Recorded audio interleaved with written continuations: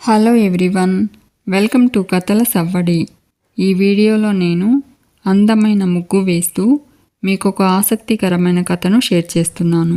జల్రాజ్ తను travel business పెడుతున్న విషయం శృతికి చెప్పడంతో శృతి కామాక్షికి ఫోన్ చేసి జల్రాజ్ బిజినెస్ పెట్టే విషయం చెప్తుంది.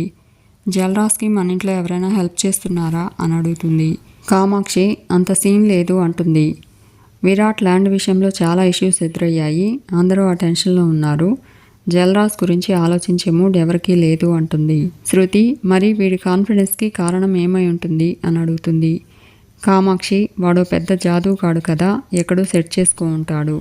పెట్టనివ్వు, అక్కడ కూడా గల్లా పెట్టి నీదే కదా, చూసుకుందాంలే అంటుంది. శృతి సర్లే ఉంటాను బాయ్ అని చెప్పి ఫోన్ కట్ చేసి జల్రాజ్ బిజినెస్ సక్సెస్ అయితే జగదీశ్వరి అత్తయ్య, రఘురామ్ మామయ్య నన్ను పర్మనెంట్గా ఇక్కడే ఉంచేస్తారు అనుకుంటూ టెన్షన్ పడుతుంది. ఇక క్రాంతి విరాట్ ల్యాండ్ విషయం లాయర్తో ఫోన్లో మాట్లాడుతూ హాల్లోకి వస్తాడు. శాలిని క్రాంతి దగ్గరికి వెళ్ళి ల్యాండ్ విషయంలో నువ్వు బావగారు టెన్షన్ పడడం చూస్తూ ఉంటే నాకు చాలా బాధగా అనిపిస్తుంది అంటుంది. లాయరు కోర్టు అంటూ తిరిగితే చాలా రోజులు పడుతుంది. రిజిస్టర్ ఆఫీస్లో నాకు తెలిసిన వాళ్ళు ఉన్నారు, వాళ్ళ హెల్ప్ తీసుకుంటే ఇష్యూ ఈజీగా సాల్వ్ అవుతుంది అని చెప్పి నువ్వు ఓకే అంటే నేను వాళ్ళతో మాట్లాడతాను అంటుంది. క్రాంతి నిన్ను హెల్ప్ ఎవరు అడిగారు అంటూ నువ్వు ఏం చేయాల్సిన అవసరం లేదు అంటూ కోపడతాడు. మా అమ్మ నాన్న ఈ ఇంట్లో నిన్ను ఉండమన్నారు కాబట్టి 3 పూట్లా తిని మూలన పడుండు, అంతేకాని నా విషయంలో కానీ ఇంటి విషయాల్లో కానీ జోక్యం చేసుకున్నావంటే చంపేస్తాను అంటూ కోపడతాడు. రఘురామ్, జగదీశ్వరి, శ్యామల శాలిని మాటల్లో తప్పేముంది అని అడుగుతారు. క్రాంతి అడగకుండానే హెల్ప్ చేస్తాను అంటుందంటే ఏదో ప్రమాదకరమైన ఆలోచనతోనే ఉండి ఉంటుంది. నమ్మించి మోసం చేయడం ఈవిడగారికి వెన్నతో పెట్టిన విద్య. రిజిస్టర్ ఆఫీస్లో తెలిసిన వాళ్ళు ఉన్నారని చెప్పి డాక్యుమెంట్స్ తీసుకుని తెలివిగా ఆ డాక్యుమెంట్స్లో తప్పులు దొర్లేలా చేసి ఆ ల్యాండ్ మనకు దక్కకుండా చేస్తుంది. ఆ ప్రమాదం జరగకూడదనే తను జోక్యం చేసుకోవద్దంటున్నాను అంటాడు. చంద్రకళ ఎందుకంత దూరం ఆలోచిస్తున్నావు క్రాంతి, తను జెన్యూన్గానే హెల్ప్ చేయాలనుకుంటుంది. నిజానికి ఇప్పుడు మనమున్న సిచ్యుయేషన్లో మనకు హెల్ప్ చేసే వాళ్ళు ఉండడం ఎంత ఇంపార్టెంటో తెలియదా అంటుంది. కామాక్షి ఎంత ఇంపార్టెంట్ అయినా శాలిని కలగ చేసుకోవడం క్రాంతికి నచ్చదని తెలిసినప్పుడు ఎందుకు అతన్ని ఇరిటేట్ చేయడం, నిజంగా హెల్ప్ చేయాలనుకున్నప్పుడు ఇంట్లో ఇంతమంది ఉన్నాం కదా, మనతో తన ఆలోచన షేర్ చేసుకోవచ్చు కదా అంటుంది. క్రాంతి కరెక్ట్గా చెప్పావత్తయ్య అంటాడు. నాతో మాట్లాడితే నేను అరుస్తానని తెలుసు, అది చూసి అందరూ డిస్టర్బ్ అవుతారని తెలుసు, మనకి మనశ్శాంతి దూరం చేయడానికి గొడవ క్రియేట్ చేస్తుంది అంటాడు. చంద్రకళ చాలు క్రాంతి, శాలినిని ఇప్పటికే చాలా బాధ పెట్టావు, చూడు శాలిని ఎంతలా బాధపడుతుందో అంటుంది. క్రాంతి అయ్యో వదిన అదంతా నటన, తనంత బాగా నటించగలదో నీకు తెలియదా అంటాడు. చంద్రకళ ఆ శాలిని ఇప్పుడు లేదు, తను పూర్తిగా మారిపోయింది అంటుంది. క్రాంతి ఈ గుంట నక్క సాధు జంతువులా మారింది అంటే మీరంతా నమ్ముతారేమో కానీ నేను మాత్రం చచ్చినా నమ్మను అంటాడు. శాలిని ఎందుకు నమ్మవు క్రాంతి, కుటుంబం అంతా నన్ను అర్థం చేసుకుని క్షమించింది, కానీ ఇన్ని రోజులుగా నాతో కాపురం చేసినా నువ్వెందుకు నన్ను అర్థం చేసుకుని క్షమించట్లేదు అంటుంది. క్రాంతి నువ్వేంటో అర్థం చేసుకున్నాను కాబట్టే క్షమించట్లేదు, నువ్వు చేసిన పాపాలకి నేను జీవితంలో క్షమించను అంటాడు. శాలిని నిజమే, నేనెన్నో పాపాలు చేశాను, ఈ కుటుంబాన్ని చిత్రహింసలకు గురి చేశాను, లెక్కలేనన్ని తప్పులు చేశాను, నేను చేసిన తప్పులన్నీ రియలైజ్ అయ్యి ఇప్పుడు పశ్చాత్తాపడుతున్నాను, వాటన్నింటికీ ప్రాయశ్చిత్తం చేసుకోవాలని ప్రయత్నిస్తున్నాను, మీతో కలిసి ప్రశాంతంగా బ్రతకాలని ఆశపడుతున్నాను, ఏదో ఒక రోజు నీకు నా మీదున్న నెగిటివ్ ఇంప్రెషన్ మారిపోతుందని, నువ్వు నన్ను శత్రువులా కాకుండా నీ భార్యలా చూస్తావని ఎదురు చూస్తున్నాను, ఏం చేస్తే నీ మనసు గెలుచుకోగలనో తెలియక పిచ్చెక్కిపోతున్నాను, నేను మారానని ప్రూవ్ చేసుకోవడానికి ఏ చిన్న అవకాశం దొరికినా వాడుకోవాలని చూస్తున్నాను, అది కూడా నీకు తప్పులా కనిపిస్తే నేను ఇంకా ఏం చేయను క్రాంతి, నెల రోజులు గడిచినా నీలో అణువంత కూడా చలనం రాలేదు, నువ్వు నన్ను నమ్మాలంటే ఇంకేం చేయాలో చెప్పు క్రాంతి అంటూ ఏడుస్తూ ఇప్పటికే పశ్చాత్తాపంతో లోపల కుమిలిపోతున్నాను, నీ మాటలతో చేతలతో నన్ను ఇంకా చంపొద్దు క్రాంతి, దీనికన్నా ఒకసారిగా నా ప్రాణం తీసేయి అంటుంది. క్రాంతి నువ్వు ఎన్ని కన్నీళ్లు కార్చినా ఎన్ని కాకమ్మ కబుర్లు చెప్పినా నిన్ను మాత్రం నమ్మను అంటూ శాలినిని దూరంగా తోస్తాడు. చంద్రకళ శాలినిని పట్టుకుని ఏడవకు అంటుంది. జగదీశ్వరి రేపిచ్చి పట్టిందా నీకు అంటూ కోపడుతుంది. రఘురాము నువ్వు మరీ ఎక్కువ చేస్తున్నావురా, నీ కోపానికి హద్దు లేకుండా పోతుంది, నువ్వు ముందు గదిలోకి వెళ్ళు అంటాడు. క్రాంతి దాని నటను నమ్మొద్దు నాన్న అని చెప్పి వెళ్ళబోతూ ఉంటాడు. చంద్రకళ క్రాంతి ఒక నిమిషం అంటూ క్రాంతి దగ్గరకు వెళ్ళబోతూ కళ్ళు తిరిగి పడిపోతుంది. అందరూ కంగారు పడుతూ ఉంటారు. రఘురాం క్రాంతితో డాక్టర్కి ఫోన్ చేసి విరాట్కి కూడా ఫోన్ చేయమంటాడు. డాక్టర్ బెడ్ మీద పడుకుని ఉన్న చంద్రకళని టెస్ట్ చేస్తూ ఉంటుంది. విరాట్ ఏమైంది డాక్టర్ అని అడుగుతూ ఉంటాడు. చంద్రకళ బావా కాస్త క్యాప్ ఇవ్వు, చెక్ చేస్తున్నారు కదా అంటుంది. డాక్టర్తో డాక్టర్ నాకేం కాలేదు, కాస్త కళ్ళు తిరిగాయి అంతే అంటుంది.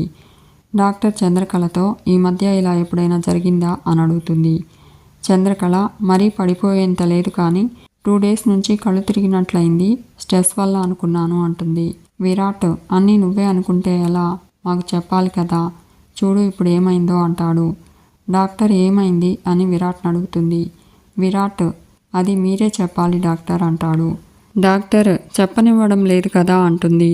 మీ ఆవిడంటే మీకు చాలా ప్రేమని తెలుస్తుంది అంటూ ఉంటే విరాట్ ప్రాణం డాక్టర్ అంటాడు. డాక్టర్ ఎగ్జాక్ట్లీ అంటూ మీ ఇద్దరి ప్రేమ ఇంకొకరికి ప్రాణం పోసింది అంటూ కంగ్రాచ్యులేషన్స్ చెప్పి మీ ఆవిడ నెల తప్పింది అంటుంది. అందరూ హ్యాపీగా ఫీల్ అవుతూ ఉంటారు. కామాక్షి కోపంగా ఉంటుంది. శాలిని నవ్వు నటిస్తుంది. విరాట్ చంద్రకళ దగ్గరికి వెళ్ళి ముద్దు పెట్టి కంగ్రాట్స్ చంద్ర అంటాడు. రఘురాం జగదీశ్వరితో మన కోరికని ఆ భగవంతుడు విన్నాడు జగదీశ్వరి, మన వంశానికి వారసుడినిస్తున్నాడు అంటాడు. జగదీశ్వరి అవునండి అంటూ చంద్రకళ దగ్గరికి వెళ్ళి చంద్రకళకి ముద్దు పెట్టి కంగ్రాచ్యులేషన్స్ చెప్తుంది. శ్యామల విరాట్తో నీ ఆత్రం చూసినప్పుడే అనుకున్నాన్రా నెల కూడా తిరగనివ్వవని అంటూ చంద్రకళకి కంగ్రాచ్యులేషన్స్ చెప్పి కామాక్షిని కూడా చెప్పమంటుంది. కామాక్షి తడబడుతూ విరాట్ చంద్రకళకి కంగ్రాచ్యులేషన్స్ చెప్తుంది. క్రాంతి కూడా విరాట్కి చంద్రకళకి కంగ్రాట్స్ చెప్తాడు. శాలిని నవ్వు నటిస్తూ విరాట్కి చంద్రకళకి కంగ్రాట్స్ చెప్తుంది. క్రాంతి జగదీశ్వరితో అమ్మ వదినకు దిష్టి తీయి అంటాడు. రఘురాము డాక్టర్ గారు మంచి వార్త చెప్పారు అంటూ మీ నోరు తీపి చేయాలి అంటాడు. జగదీశ్వరిని స్వీట్ తెమ్మని చెప్తాడు. జగదీశ్వరి స్వీట్ తెచ్చేందుకు వెళ్తుంది. శ్యామల రే తనకు కాస్త ఊపిరి ఆడనివ్వండి అంటుంది. చంద్రకళని హాల్లోకి రమ్మని పిలుస్తుంది. చంద్రకళ హాల్లోకి వస్తుంది. జగదీశ్వరి చంద్రకళకి దిష్టి తీస్తుంది. శ్యామల విరాట్కి స్వీట్ ఇచ్చి చంద్రకళకు తినిపించమంటుంది. శ్యామల అందరికీ స్వీట్స్ పంచుతుంది. విరాట్ డాక్టర్తో చంద్రకళకి జాగ్రత్తలు చెప్పమంటాడు. లేదంటే అన్ని పనులు తన నెత్తి మీదే వేసుకుంటుంది అంటాడు. డాక్టర్ ప్రెగ్నెంట్ అనగానే ఇలా చేయకూడదు అలా చేయకూడదు అని భయపడుతూ ఉంటారు, కానీ కొన్ని చెయ్యాలి, పాత నమ్మకాలు పట్టుకోకండి అంటుంది. చంద్రకళతో చంద్రగారు మీరు చేయగలిగిన పనులు మీరే చేయండి, బరువుల విషయంలో కాస్త జాగ్రత్తగా ఉండండి, స్ట్రెస్ మాత్రం అసలు పడొద్దు అంటూ ఒకసారి చెకప్ చేయించుకోండి అంటుంది. వీక్లీ వన్స్ విజిట్ చేస్తుంటాను, మంత్లీ ఒకసారి స్కానింగ్ కూడా చేయిద్దామని చెప్పి పాలల్లో ఈ పౌడర్ కలిపి తాగించండి అంటూ విరాట్కి ప్రిస్క్రిప్షన్ ఇస్తుంది. ఏదైనా ఉంటే కబురు పెట్టండి అని చెప్పి డాక్టర్ వెళ్ళిపోతుంది. విరాట్ జరగండి జరగండి కాస్త గాలి ఆడనివ్వండి అంటాడు. కామాక్షి రేపో మాపో ఇంట్లో నుంచి గెంటేసేలా ఉన్నావే అంటుంది. శ్యామల విరాట్తో ఇది టూ మచ్ రా అంటుంది. విరాట్ 2 మచ్ లేదు 3 మచ్ లేదు, అసలే నా భార్య ఇంటికి వారసుడిని ఇవ్వబోతుంది, ఈ మాత్రం కేర్ చూపించకపోతే ఎలా అంటాడు. శ్యామల జగదీశ్వరితో వదిన చూసావా నీ కొడుకు ఎలా మారిపోయాడు అంటుంది. జగదీశ్వరి తప్పేముంది, నా మేనకోడల్ని జాగ్రత్తగా చూసుకుంటున్నాడు అంటుంది. కామాక్షి సరిపోయింది, వాళ్ళు ఒకటయ్యారు అంటుంది. రఘురాము దిష్టి పెట్టకండి అంటాడు. పాపం ఇంత శుభవార్త విన్న తర్వాత భార్యాభర్తల మధ్య ఎన్నో ఉంటాయి, వాళ్ళని ఒంటరిగా వదిలేద్దాం పదండి అంటాడు. విరాట్ థ్యాంక్స్ నాన్న అంటాడు. రఘురాము వన్స్ అగైన్ కంగ్రాచ్యులేషన్స్ రా మీ ఇద్దరికి అంటాడు. జగదీశ్వరి కంగ్రాట్స్ చంద్ర జాగ్రత్త అంటుంది. శ్యామల పదవే అంటూ కామాక్షితో వెళ్ళిపోతుంది. క్రాంతి శాలినితో ఏంటి చూస్తున్నావు, నీలా వాళ్ళది ఫేక్ డ్రామా కాదు ఒరిజినల్ అంటూ పద అంటాడు.